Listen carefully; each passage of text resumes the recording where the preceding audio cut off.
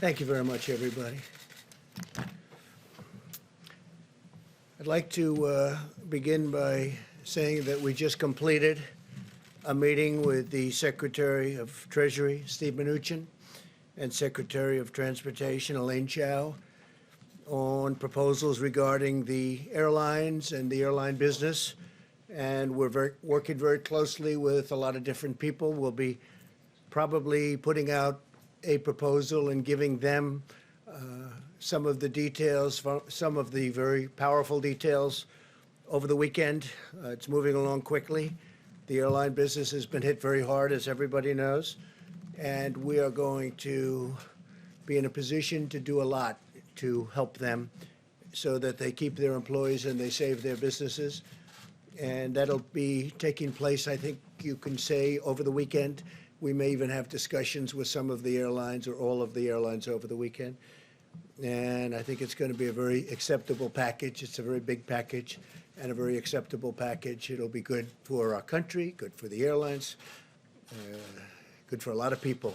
Likewise, I just spoke with the president of Russia, Vladimir Putin, and the king of Saudi Arabia, King Salman, and we had a big talk as to oil production and OPEC and making it so that our industry does well and the oil industry does better than it's doing right now. It's the numbers are so low that there'll be layoffs all over the world. There'll be certainly layoffs in this country. We don't want that to happen. We built a great energy business in the United States. So we have tens of thousands of jobs. We had a very good talk. We'll see what happens. But as you know, OPEC met today, and I would say they're getting close to a deal. We'll soon find out. So that was a conversation we just had. So we had a busy hour and a half. And let me begin by expressing my sincere gratitude to the American people. Millions of Americans are making profound and difficult sacrifices in their own lives because they know it will save the lives of countless others, and that's exactly what it's doing. You see what's happening and where we are, where we stand, and hopefully we're going to be opening up. We can call it opening very, very, very, very soon, I hope. Together, our people are writing one of the most noble chapters in the proud history of our nation. Americans are also encouraged to learn that Boris Johnson, Prime Minister, has been moved out of intensive care. That's a tremendous statement. And we continue to pray for him and his fast recovery. That's a very, very positive development. As the New York metropolitan area continues its battle against the outbreak, the full power of the federal government is there to support them. As you know, the Javits Center has now been fully converted into a 3,000-bed hospital, one of the largest anywhere in the country. And by the incredible professionals, I have to say the Corps of Engineers, what they can do is just incredible. They've done a fantastic job, and they're building nationwide 21 temporary hospitals and care facilities, adding 17,000 hospital beds, and they did that all within a very short period of time. It's incredible what they've done. Army Corps of Engineers and FEMA has been fantastic. Our sweeping airlift operation to keep doctors and nurses supplied with protective equipment, Project Airbridge, continues to expand with more than 24 flights already completed and 49 additional flights now scheduled in the near future. So that's been very successful, and that gear and those outfits are being handed out. As they arrive, they're going directly to point. The American medical system continues to perform beyond our highest expectations, reminding us that the United States is blessed with the most advanced health care and the most skilled healthcare workers anywhere on the planet. Other countries are looking to what we're doing, and our testing operation has now become far and away the most sophisticated and the best anywhere. And we want to thank all of the heroes on the front lines as they fight to save American lives. We're at the top of the hill, pretty sure we're at the top of the hill, and now we're going downward. In some cases, we've already started that process. Earlier today, I spoke with hundreds of mental health leaders and advocates from around the country to discuss the vital work and the vital work they're doing. We had the top doctors in the country, some international doctors. Mental health, big factor. Not only has the virus inflicted immense physical suffering on many people, but also mental and emotional suffering as well. Even though we're staying physically apart, no American is alone, and we're all in this together. But the mental health doctors and experts, it's a very great call. It was a very interesting call. They're working very hard. We're also seeing encouraging signs in our race to develop breakthrough treatments and therapies. Pfizer revealed today that it has found a promising new treatment that might prevent the virus from replicating, and that it hopes to begin testing in clinical trials very soon. It's going to be very, very soon. They have great feelings for this particular therapy, and they think that a lot of good things are happening through the FDA's Coronavirus Treatment Acceleration Program. 19 therapies and treatments are now being tested, and 26 more are in the active planning or clinical trials. So we have 19 therapies being tested currently, and 26 more are in the active planning for clinical trials. That's a big statement. That's a lot. Trials for Gilead's anti-rival drug remdesivir continue, and the company has also expanded emergency use for new patients, getting good early results, by the way. The companies that manufacture hydroxychloroquine are massively ramping up production. As you know, many people are recommending strongly Z-Pak be added, the Z-Pak, and also zinc. And the federal government continues to build our stockpiles and distribute millions of doses for doctors to use as they see fit. And I'm pleased to inform you we're just having a lot of good things are happening, but we'll have to see how that all works out. But we've purchased and we have stockpiled millions and millions of doses, and we're distributing it. Some states want it very badly. Michigan, we just sent a lot to Michigan and other areas. I'm reporting today that we passed 2 million tests completed in the United States, first time, most anywhere in the country. It's a milestone for our country. It's a milestone anywhere. Nobody's done anywhere close. Our tests are highly sophisticated and highly accurate. At the same time, we're making important progress on the economic front of this war. In a few moments, Secretary of Labor Eugene Scalia will explain new steps that we're taking to ensure American workers swiftly receive unemployment and paid leave benefits, and that employers protect the health and safety of all workers, including essential workers on the job, working very, very closely with workers and with employers.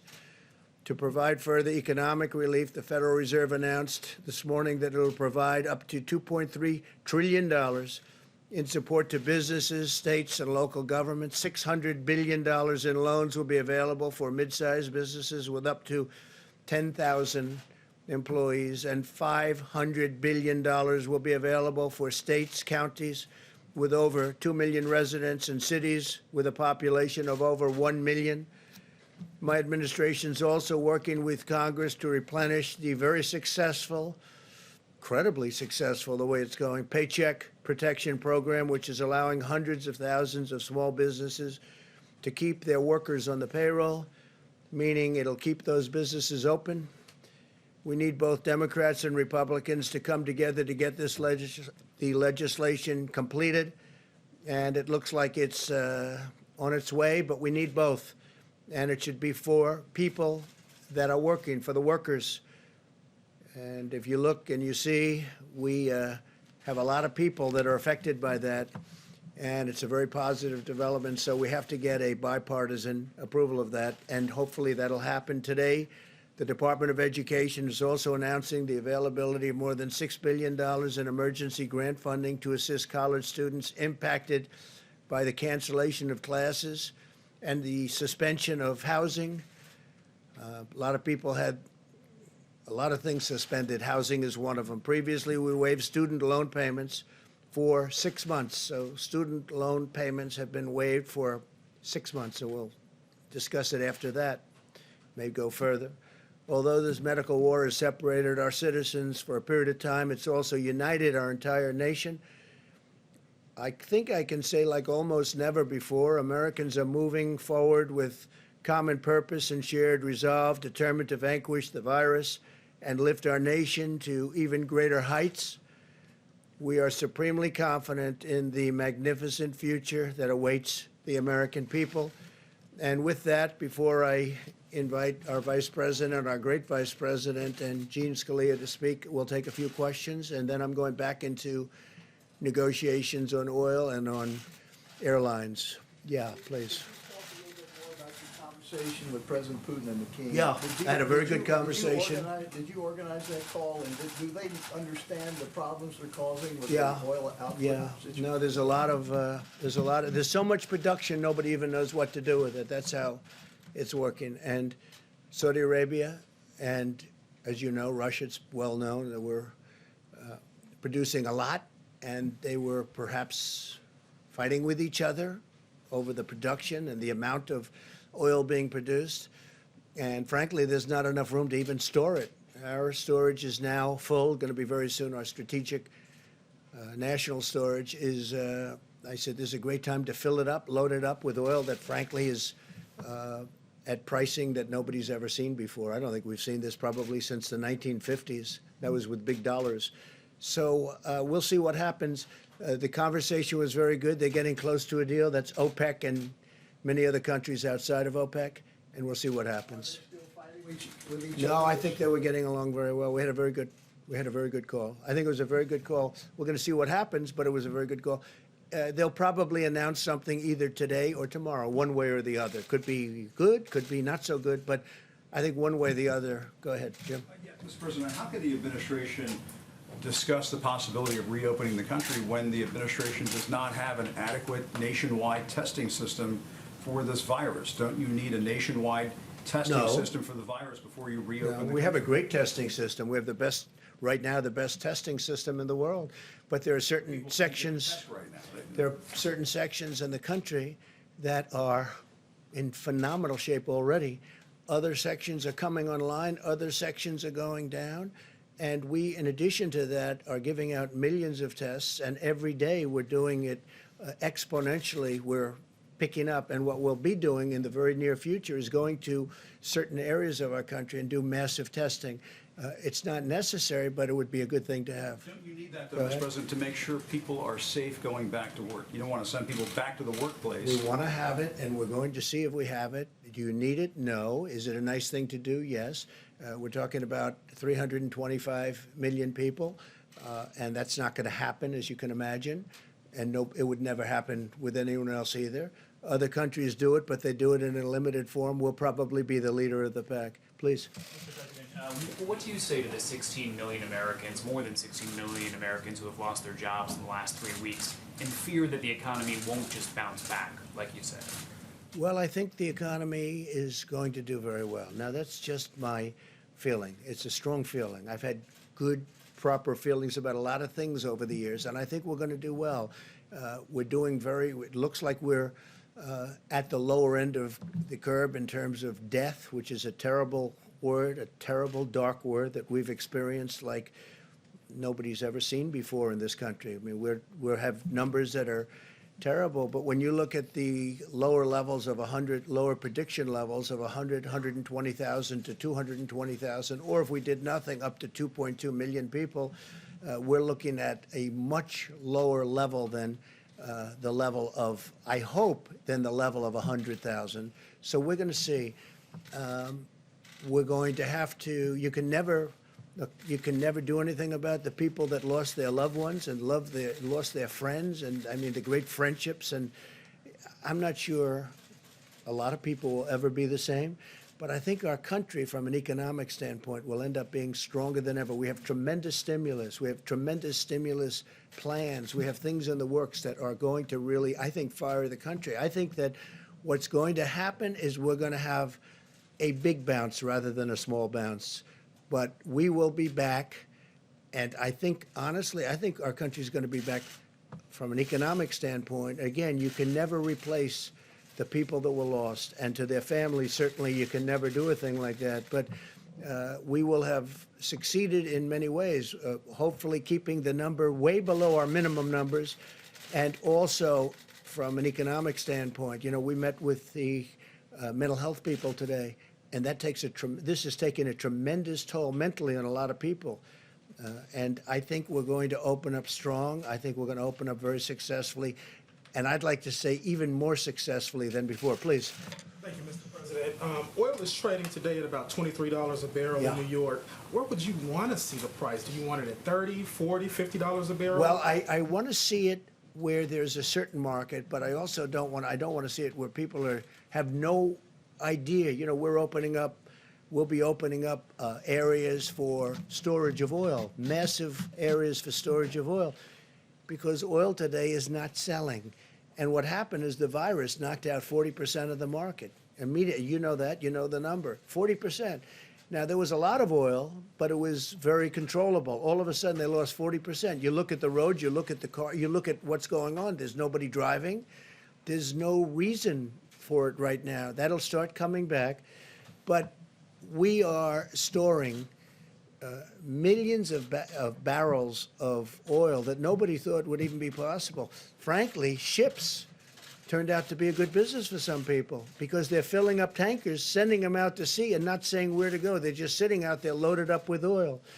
So we want to save our energy in this country. We want to make sure that our energy companies, businesses, and employees, workers, remain strong. So that's how I'm involved, and I think that's going to happen. So right now, if you look, you're probably talking 23, 25. If they announce a deal, we can get it up. We need a minimum number so the companies don't go out of business, so they're not going to lay off all of these energy workers who are important to our country. And, you know, we're now energy independent. We could do something where we only used our oil. But I think the long-term benefit is to be able to just go with the market, and it's going to work out. It's all going to work out. If you looked at 3 weeks ago, as you know, as we talked about it, 3 weeks ago and 2 weeks ago, this was catastrophic. I think it's really hitting bottom, and I think that, I mean, we've had a bottom, but now at $23 and $25 and probably heading up. At the same time, we save our energy, and we also produce great, cheap energy, and we save our jobs. Yeah. I want to ask you about the Paycheck Protection Program, because every day we're hearing from small business owners who are telling us that their banks don't know how to access this money, they're trying to apply, they can't figure it out. So where does the fault lie? Does it lie with the banks? I don't think there's a fault.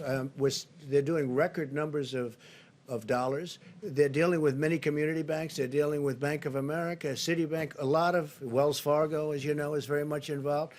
And they're dealing with the bankers. Can't go that quickly, but I'm hearing it's a very, very successful rollout. They did want changes in applications. They want changes in loan requirements, et cetera. But they're taking billions and billions of dollars worth of loans. And in the very near future, the banks will be relieving the money. They'll be paying out the money. Yeah, please. Sure. Are you still expecting the USMCA to take effect on July 1st? And considering the fact that the auto industry is hurting these days, are you ready to postpone the Well, we have a application of the deal. new rules? Yeah, the deal is with Canada, the deal is with Mexico. We have a deal. And obviously, the deal is different from the standpoint that production will be lower. But we have a deal. It's a signed deal. It's a deal that's one of the worst deals that we've ever had was NAFTA, one of the worst trade deals ever made by any country anywhere. We'll be terminating that. And the new deal is a great deal for our country. So that's something. Now, again, we get hit by the virus, and we'll see where that all goes. But certainly car production is going to be down for a little while. But ultimately, good for our farmers, great for our farmers. We'll be helping our farmers, by the way. We have money going out to our farmers in the pretty near future having to do with, you see what's happened. The farmers got hurt very badly by all of this. People are eating less from the standpoint that there's no restaurants are open, no businesses are open, no hotels are open. They'll start to come back. But we're going to be helping out our farmers. Yeah, please. Postpone the new auto ahead. regulations. Thank you, sir. Philip Wegman, Real Clear Politics.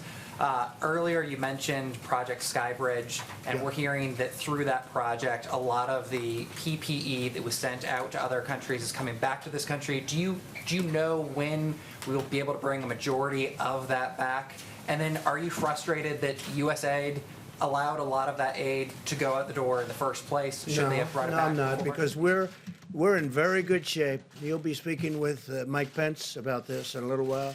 You look at the hospitals, you look at what's going on. Yesterday I spoke with the governor of Louisiana. I'm saying, do you think we need that extra 1,000 beds that we're in the process of building?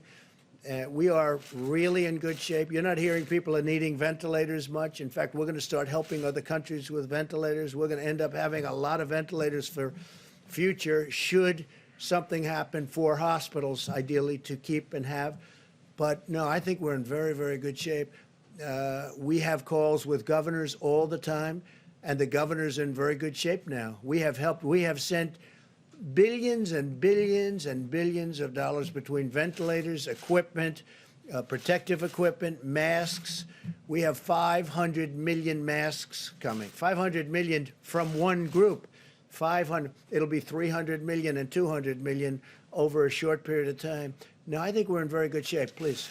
President, speaking of testing, some experts, including Scott Gottlieb, have talked about 750,000 tests per week being needed before the economy is opened. Can you address that? Do you agree with those numbers? If not, how many tests per week do you think we should have before the economy is open? I don't like sir? using the word needed because I don't think it's needed, but I think we're going to try and hit a number like that. That's a very high number, but we're going to be trying to hit it. And we probably might be able to do that. Please, go ahead. Prove that, sir. Go ahead, please. Thank you, Mr. President. Today, the Democrats pushed for more rescue money for states and hospitals, which are complaining that they need it to fight the coronavirus pandemic. Do you think hospitals and states need this money? Would you support I do, something and like I that? do support something, but I support it for the next phase. It's much simpler in the next phase, whether that phase is infrastructure or whatever. So I'm going to leave you now with Mike Pence and with Eugene Scalia, and if you would, I look forward to seeing you tomorrow. We'll see you tomorrow. We have I think, a lot of very big news to report. We've had a tremendous day between, I believe, what's happening with the energy industry, and I believe what's happening with airlines. I look forward to seeing you. Thank you very much, everybody. Thank you.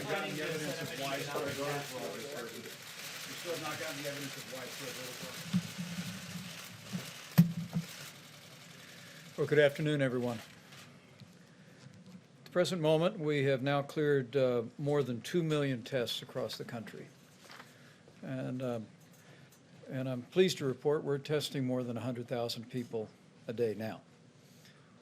But we're working around the clock to scale up the new types of tests that the FDA has approved in record time. And every American can be confident that we'll continue to build out that structure going forward for the weeks ahead and the months ahead. At the present moment, there's more than 450,000 Americans who have tested positive for the coronavirus, and sadly, more than 16,000 Americans have lost their lives. And as President Trump just said, our hearts go out to the families that have lost loved ones. And I want to assure you that all of us working at every level understand these are not numbers, these are lives. And our heartfelt condolences during this heartbreaking week go out to every American family that's lost a loved one to the coronavirus. It has been a difficult week. But as Dr. Birx will reflect in just a few moments, as we look at the data literally on a county-by-county basis every day, we continue to see evidence that in areas where the epidemic has impacted most, the greater New York City area, Louisiana, the Detroit metro, the Denver metro, we continue to see evidence of stabilization. And it appears, as Dr. Birx suggests, that we are close to the peak in each of those areas so impacted. We also express gratitude and appreciation for the people of California and Washington State, who continue to be low and steady in the number of cases that are emerging there. We're watching the Chicago metro area, we're watching the Boston metro area, and as Dr. Birx will discuss, we just continue to urge every American to put into practice the President's coronavirus guidelines, because all evidence indicates from the West Coast to what we're beginning to see in major outbreak areas on the East Coast, it's working, America. And it's working because you're doing it. and we encourage you onward in that. Today, the White House Coronavirus Task Force met, but most of the team also met with Republicans and Democrats in two separate conference calls of the United States Senate. Secretary Mnuchin, our health experts, Admiral Polovchek, Dr. Hahn joined us as we discussed a broad range of issues. The Treasury Secretary touched on the Paycheck Protection Program, now in day 5. Reporting $125 billion has been approved so far. 30,000 new individual users and 3,900 lenders are participating. We also discussed that the Treasury Department will issue a new frequently asked question document tonight, an FAQ as they're known, to clarify how seasonal businesses can participate in the Paycheck Protection Program as well. With regard to direct payments to Americans, the Treasury Secretary assured senators, and we assure every American, that we remain on the timetable where the first payments in direct deposits will go out by the end of next week. For the average family of 4, that'll be $3,400 in direct financial support, and will no doubt be welcome news. Anyone who is interested in additional information on any of these programs can go to treasury.gov or sba.gov. Since we last spoke, I spoke with Governor Laura Kelly of Kansas, Governor Andy Beshear of Kentucky, also spoke to governors of Texas and Rhode Island. I assured each one of them, as we continue to work through the process of making sure that we distribute the resources at the point of the need, is that at President Trump's direction, our objective working through FEMA is to make sure that states have what they need when they need it. And to see the progress that we've made, the President just reflected on in New York and New Jersey, Louisiana, and the partnership we forged with governors in those states, California and Washington State before. We trust gives confidence to governors and leaders of states across the country, most importantly our dedicated healthcare workers, that we will be there to meet that need should that need arise. At the present moment, FEMA reports the President has approved 54 major disaster declarations, and states around the country have stood up 29,000 National Guard, 11,000 of which are fully funded by the federal government under Title 32. Also, speaking of our military, at the present moment, we received a report today from the Department of Defense that 4,100 active duty military medical personnel have been deployed in New York, New Jersey, and Connecticut. And they are personnel that are working on the ground at the Javits Center, working, of course, at the USNS Comfort ship. But because at the present moment, the utilization of both of those temporary facilities has been fairly modest. The DOD actually worked with the city of New York to establish what amounts to a uniform temp service. They call it the bullpen. And today they literally deployed from the ship and from the Javits Center 75 medical personnel to relieve dedicated healthcare workers within the hospital system in the city of New York, and we'll continue to do that. We're going to make sure those federal temporary hospital and Javits Center is fully staffed. We'll make sure the USNS Comfort is staffed, but the physicians, those military personnel, are going to also be deployed across the city to bring much-needed relief to our healthcare workers in our system. From the VA standpoint, we've opened up VA facilities in New York City, East Orange, New Jersey, Detroit, Michigan, and we are opening up the VA facility to coronavirus patients in Shreveport, Louisiana. Finally, I mentioned that today we exceeded more than 2 million tests that have been performed across the country. And also, literally, working with the U.S. Public Health Service, states around the country have stood up hundreds of drive-through testing sites. And just this week, FEMA and the U.S. Public Health Service announced that we will give an option to states to transition from a federal testing site, dozens of which have been assembled around the country, to a state-managed site. I want to emphasize that this is an option. We believe it gives states greater flexibility to style sites or manage sites in areas that they think are most important. But we're also processing requests for continued federal participation in states from New Jersey to Louisiana to Illinois, Colorado, and Texas. And we want to assure people in communities all across the country that we'll continue to partner with states to the extent that they prefer us to be a part of it. With regard to the air bridge, 3 flights were scheduled to arrive today in Chicago, New York, and Dallas-Fort Worth. 49 flights are scheduled over the next 3 days. And we continue to work supplies. We continue to literally leave no stone unturned around America and around the world. We're literally in the process of acquiring tens of millions of supplies that are being brought into a distribution system organized out of FEMA and focused on the areas most in need. We're also bringing real innovation, and at the White House Coronavirus Task Force today, we tasked the FDA and CMS to review the feasibility of allowing hospital workers to use cloth gowns for performing procedures. It was observed that 20 years ago, most physicians and most surgeons wore cloth gowns every day and laundered them, but it's transitioned to disposable gowns, and we're working very rapidly in the next 24 hours, and we'll have guidance for hospitals and healthcare workers about the ability to in effect, recycle gowns and make sure that we have the supplies that we need. As the President mentioned today, the President and the First Lady and I and my wife Karen were honored to be a part of a conference call with mental health professionals from all around the country. And we know while there are families that are struggling with the coronavirus and struggling with heartbreaking loss to the coronavirus, we understand this is a very challenging time for every American, but most especially Americans who struggle with mental disorders or struggle with addiction. And the President brought some incredibly dedicated people together to make sure that they know we're with them. Early on, the President expanded access to telemedicine, and we've also issued guidance for using technology to remain connected to social support groups.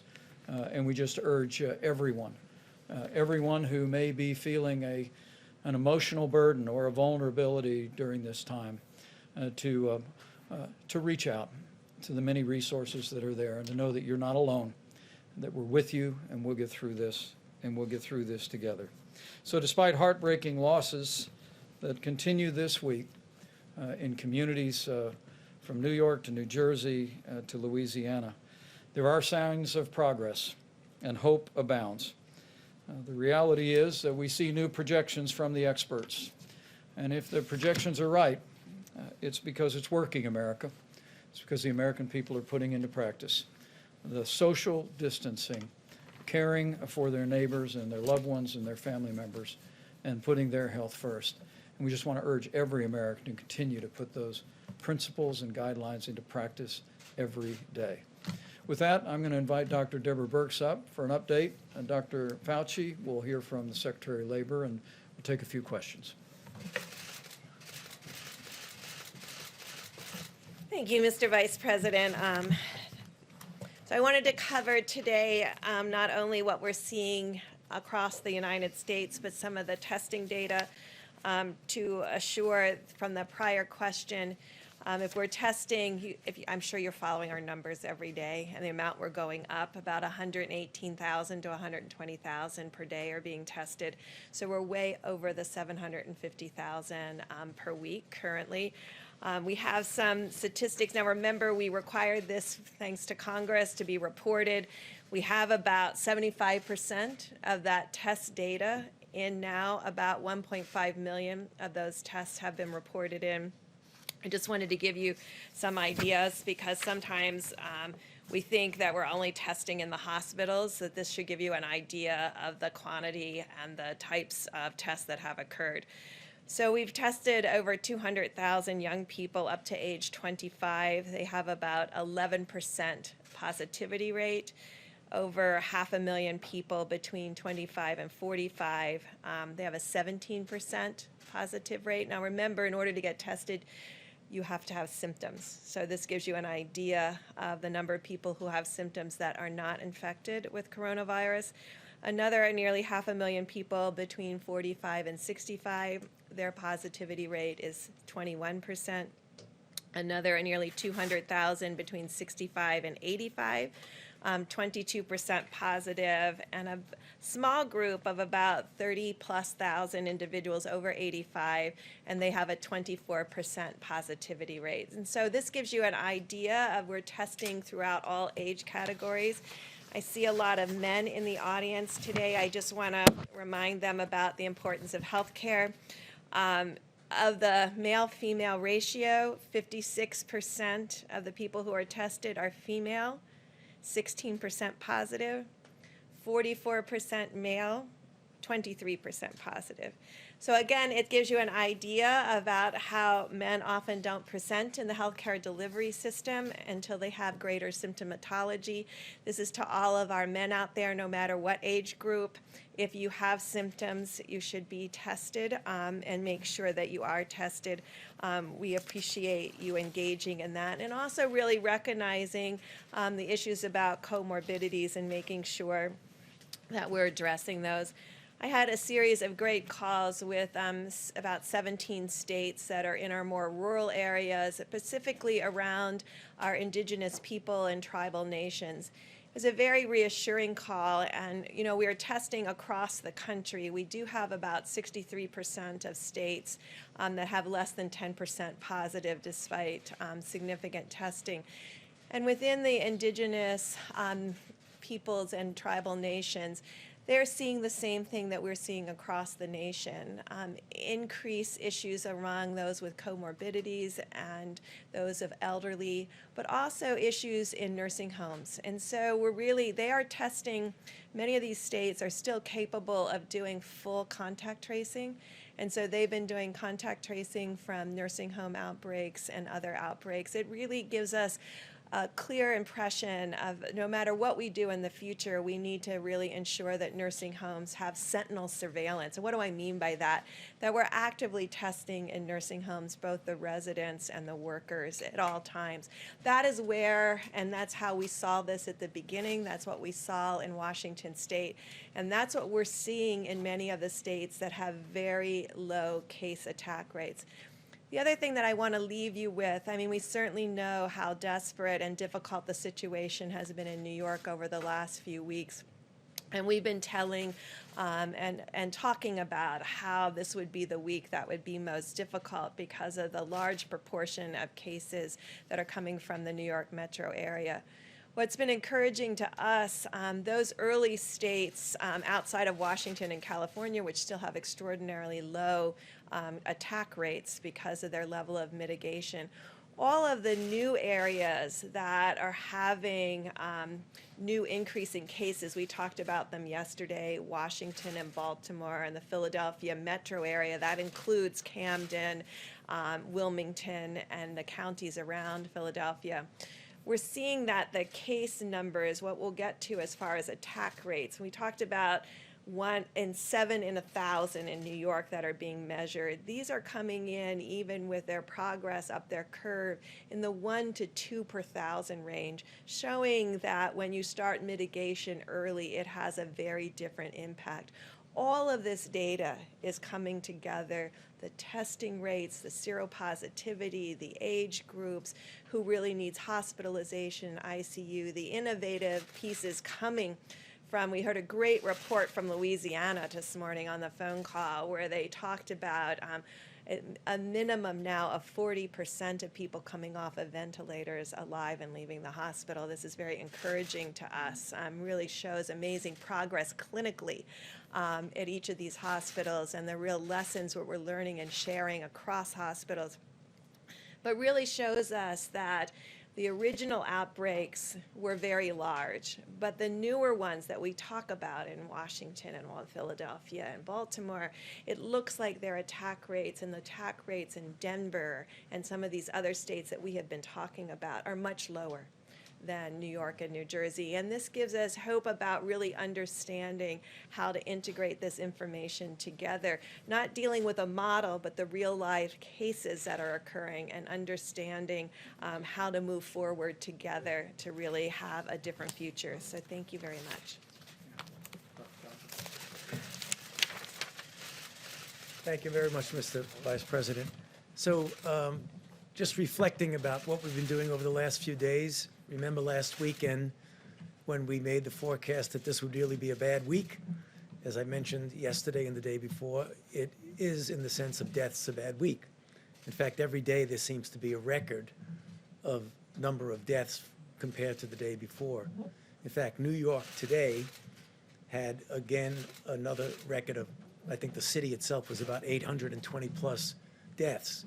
But what we were predicting with the increase and the real adherence to the physical separation, the guidelines that the Vice President talks about, the physical separation, at the same time as we're seeing the increase in deaths, we're seeing rather dramatic decrease in the need for hospitalizations. Like I think yesterday was something like 200 new hospitalizations, and it's been as high as 1,400 at any given time. So that is going in the right direction. I say that, and I always remind myself when I say that, that means that what we are doing is working, and therefore we need to continue to do it. I know I sound like a broken record. That's good. I want to sound like a broken record. Let's just keep doing it. I get questions a lot, Dr. Birx and I, about these numbers, the projections that you went with from 100,000, 200,000, now down to 60,000. That's a sign that when, as I keep saying, when you take the data you have and you reinsert it into the model modifies. Data is real, model is hypothesis, okay? So that's what you have to do, and that's what I think we're seeing. The other thing that's some just broad, general good news from the standpoint of a scientific standpoint, that there are a lot of candidate potential therapeutics that are going into clinical trials now that we're sponsoring at the NIH, the kinds of clinical trials that will give us the answer. Are they safe? Are they effective? And just what is the capability of using them under what circumstances, as prophylaxis, as treatment, in early disease, in late disease. So as the time goes by and we have the public health measures to try and contain this, we're doing an awful lot from a scientific standpoint so that when we do get to next year, next fall, next winter, hopefully we'll have something that we can offer in addition to the very important public health measures. So I'll be happy to answer questions later. Mr. Secretary.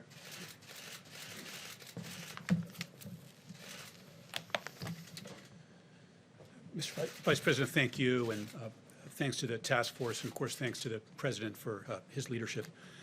The important public health measures that have been discussed so much in these briefings in this room have had a large impact in American workplaces. We saw that again today as the Labor Department released figures showing that 6.6 million new unemployment claims were filed last week. We're all mindful, the President mentioned this, that the American people are making difficult sacrifices. That has included being furloughed, laid off, or having a small business struggle. That said, American workers can be encouraged by how swiftly and comprehensively the President and Congress have responded. 3 weeks ago, the U.S. had never had a law requiring paid sick leave at U.S. companies. But 3 weeks ago, the President signed the Families First Coronavirus Response Act, which did provide paid sick leave, as well as expanded family and medical leave for employees at small businesses, with those small businesses being reimbursed dollar for dollar for having provided that leave. Last week, we at the Labor Department issued rules to implement these leave requirements of the Families First Act, and we've been in near constant contact with employers and employees to help them understand the law, and in a number of cases already, to help workers get the leave that they were entitled to. Another unprecedented benefit for workers was provided in the CARES Act less than 2 weeks ago. That law, as you know, includes a $600 a week plus-up to unemployment benefits that are provided by the states.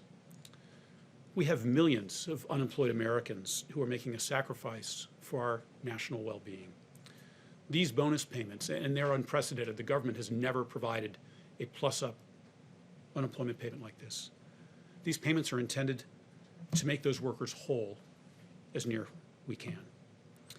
This temporary benefit is available not just to employees, but also to the self-employed and gig economy workers. Before the President signed the CARES Act, gig workers, independent contractors were not available for unemployment compensation. Today they are. At the department, our team has worked day and night to enable states to make this benefit available. I'm pleased that a number of states are now making those $600 additional weekly payments. More states will follow in the coming days. How long it takes will vary by states. Some states' systems will take longer, but we at the department will continue to support them. We have already dispersed $500 million to states to help them with their systems and making these payments. We have another $500 million that we're ready to release. And for workers who don't get this benefit when it's first due them, states will be able to catch them up later when their computer systems are able to make these payments. Let me add that we're also mindful at the Labor Department that many Americans remain in the workplace, including on the front lines in our hospitals, as well as our emergency responders. My department's Occupational Safety and Health Administration, or OSHA, has been providing guidance to employers and employees on coronavirus since the early days of this health emergency. We are fielding and responding to calls from workers worried about their health, and sometimes from workers who believe they've been illegally disciplined by their employer for expressing health concerns. We will not tolerate retaliation. OSHA will continue to work with workers and employers to keep workplaces safe, using all the tools available to us, including enforcement if needed. I wanted to finish by commenting on the Paycheck Protection Program, which we heard about earlier, run by the Small Business Administration. This, of course, is loans to small businesses to enable them to meet certain costs, including utilities, rent, and, most important from my perspective, payroll. As you know, if these companies receiving the loans keep their workers on payroll, these loans are largely forgivable. Here's why that program is so important from my perspective. We're seeing unemployment filings right now of a like that we've never seen before. But these numbers aren't the result of an underlying weakness to our economy.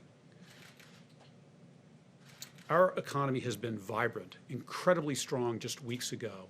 If, as we've heard again today, if we are disciplined now and adhere carefully to the guidance being provided by health authorities, we'll get that economy back.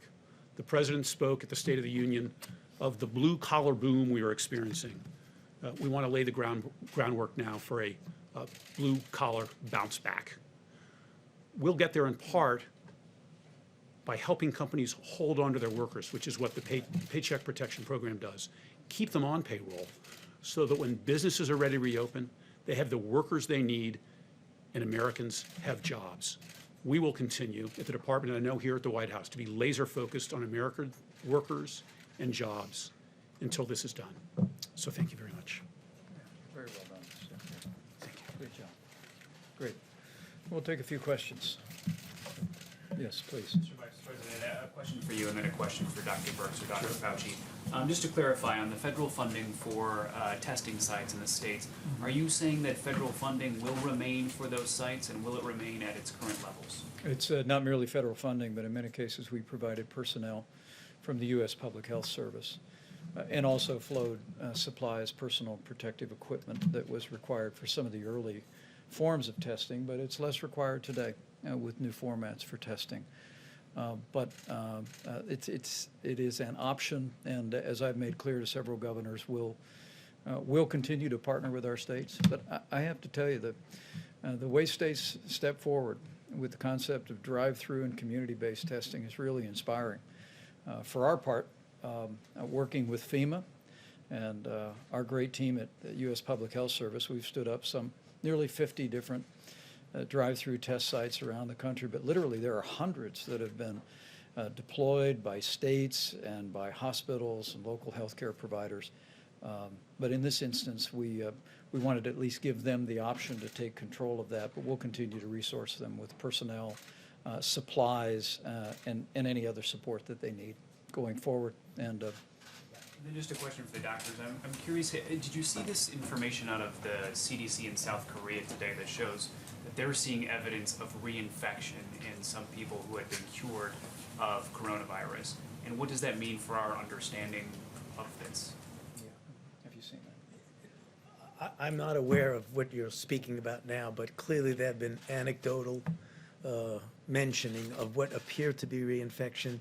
You have to really be very careful when you say reinfection, because what some, and we were dealing with this with even Ebola back during the Ebola time, that someone might still, when someone does a test on them, do a PCR on a body fluid of some sort and be able to detect what are likely nucleotides that are not replication competent.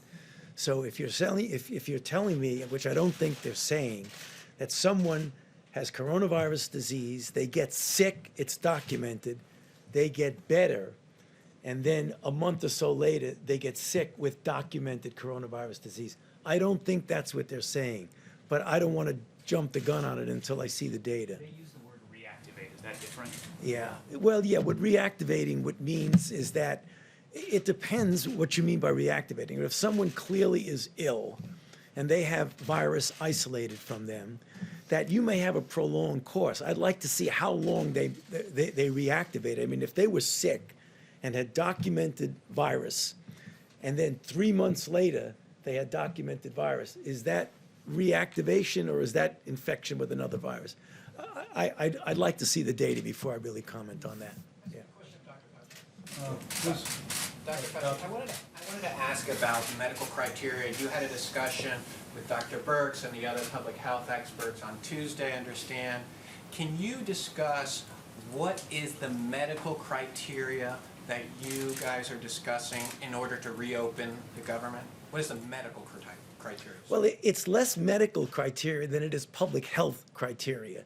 And that is, and I think it's really important because often people say reopen the government like it's a light switch that goes on and off for the entire country.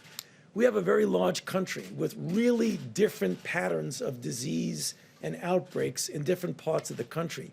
So it's not going to be a one-size-fits-all. It's going to be, what is the kinetics of an outbreak? Is it on the way down? Is it essentially out? Is it still smoldering and possibly going up? I think you're going to have to take it individually.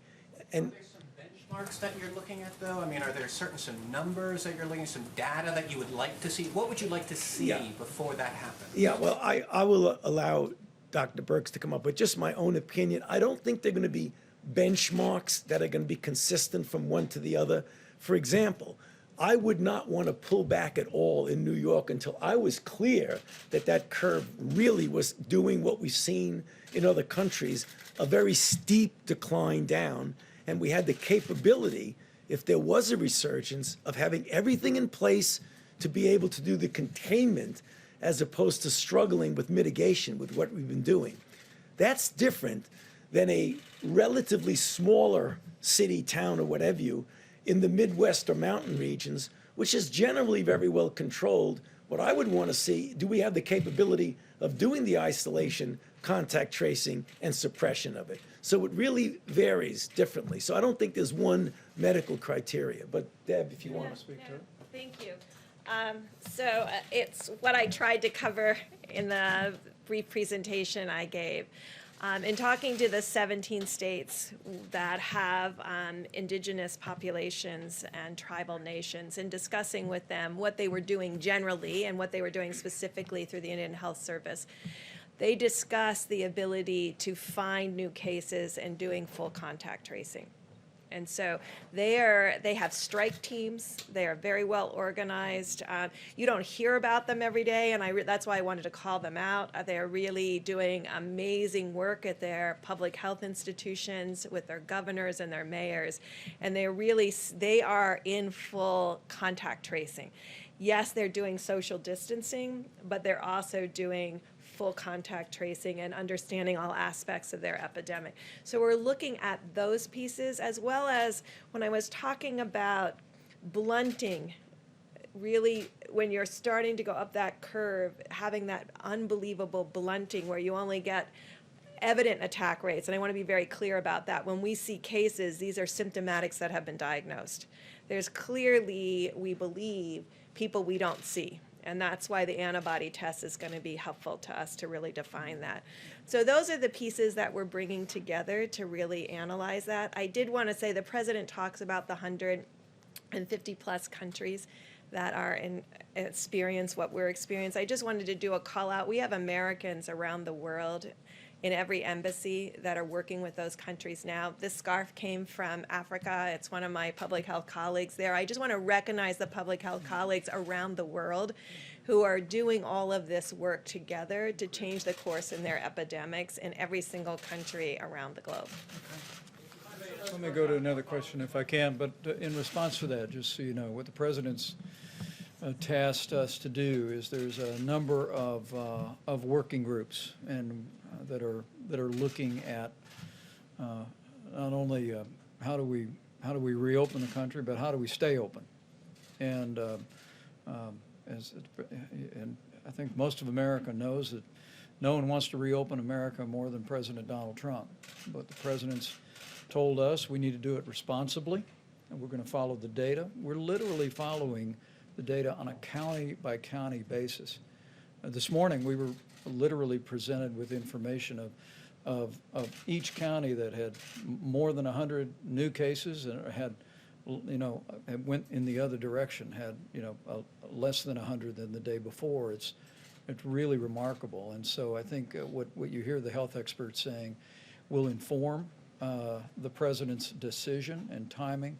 But make no mistake about it, that the best thing we can do to reopen America is put the coronavirus behind us, to reach the end of that curve with as little loss of life or hardship as possible, to have in place that we soon believe we will, the kind of therapeutics, I call them medicines that make you feel better, by this summer, to have more widespread testing that we're scaling up each and every day, and also to have the kind of guidance that the CDC is even now developing for businesses large and small, for families and for schools, for that day that we do reopen America.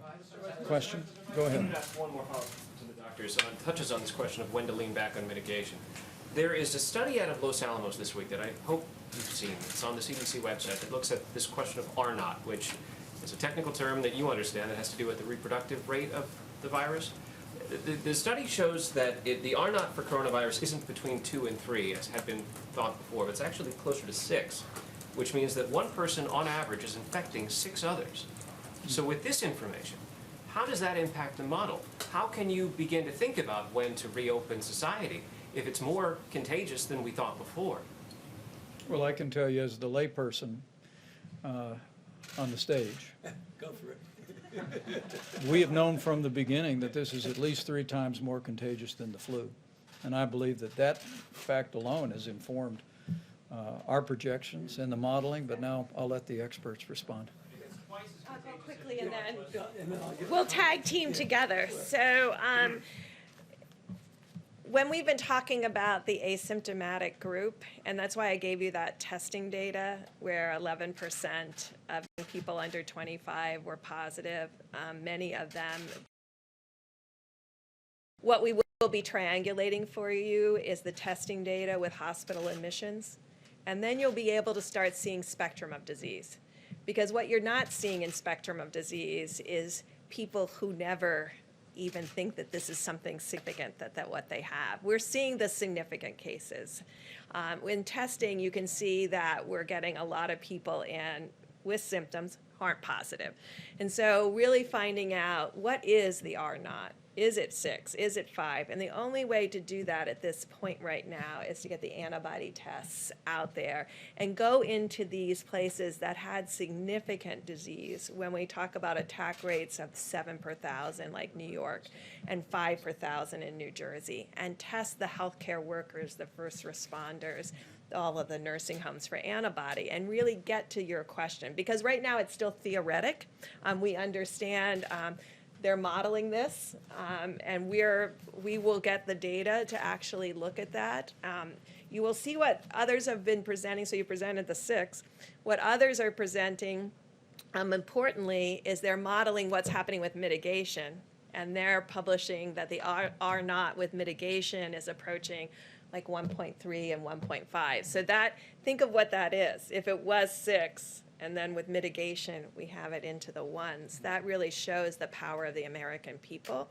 No one has varied R naughts like that without a vaccine. But this is what's happening with really the power of the American people, Tony. Ditto to everything that Dr. Burke said, but I couldn't help but thinking when you talk about, you know what the worst enemy of an R naught is? Physical separation. How about one more? But do we have One more. Go right ahead. testing capacity in the country right now to reopen in the foreseeable future? I mean, because the president talked about 2 million tests. Are we going to have the testing capacity needed to make Americans feel comfortable going back into their workplaces? I mean, it seems to me that is a pretty critical question at this point. People are not going to want to go back to work if they think their coworkers might be carrying the virus. If we're not testing enough, how do we know it's safe to go back? Well, I think the American people see the incredible progress that's been made after President Trump brought in the largest commercial labs in the world to scale testing, the likes of which we've seen. We are, as Dr. Burke said, well over 100,000 Americans being tested every single day. We have an antibody test that is coming online. Abbott Laboratories literally has thousands of machines across the country. We're working with hospitals and labs around the country to activate those machines for the 15-minute test. Do we have enough testing right now? Well, let me say we're moving every day toward meeting that moment. But let's be clear: reopening the country, as the president is very anxious to do at the earliest responsible moment, will be through a combination of facts. First would be that we are at the end of the coronavirus for most major communities. Another piece of that is that we have therapeutics for Americans to take medicines if they contract the disease. Another piece of that is guidance from the CDC to public institutions, to businesses large and small, about how to conduct themselves in a safe and a responsible way. And testing is also a piece of that. And as Admiral Joie has reflected, we are spending a great deal of time expanding testing today. Every single day, there's more and more tests across the country. But we're also working to scale testing that as we move into this summer and move into the fall, we'll have the testing we need to do what these doctors call not diagnostic testing, which is to take a test of a person that has symptoms, but surveillance testing, so we can identify people that may have had it and may be immune, versus people people that we just need to know whether or not they were ever exposed or and were not exposed. How about one more quick question here, if I can? I think he had one right here, or I'll go to you in the back. Thank you, Mr. Vice President. In the next few weeks, the Supreme Court is set to rule on DACA and on the deferred action for childhood arrival, and about 30,000 of those people who are under that program are frontline healthcare workers. Is the administration in any way ready to protect them if the ruling comes in your favor and takes the protection out and they can no longer work in the health field as they're needed right now? Well, I think the president's been very clear on his desire to reach a solution on that issue with the Congress. But let me say, whether it be healthcare workers or people working in food supply, other people working in critical infrastructure, we're incredibly inspired by the way people across this country are stepping up to keep healthcare rolling and available. A high quality of care, even in areas deeply impacted by the coronavirus. And also, as we said the other day, hardworking people in our food supply, from the farmers to processors, to distributors, to truck drivers, to grocers. We received a good word that over the last several days, we've actually seen a significant drop with one major company in absenteeism. We issued new guidance from the CDC about how people who may have been within close proximity to someone who had the coronavirus could return to work before the 14 days if they didn't have a fever, if they tested themselves twice a day and returned with a mask. But the dedication of people to continue to work is truly inspiring. And I know as we go forward, we'll work through a broad range of national issues, but we're going to be incredibly proud for a long time by the way people all across this country responded to this moment. So thank you all very much. We'll see you tomorrow.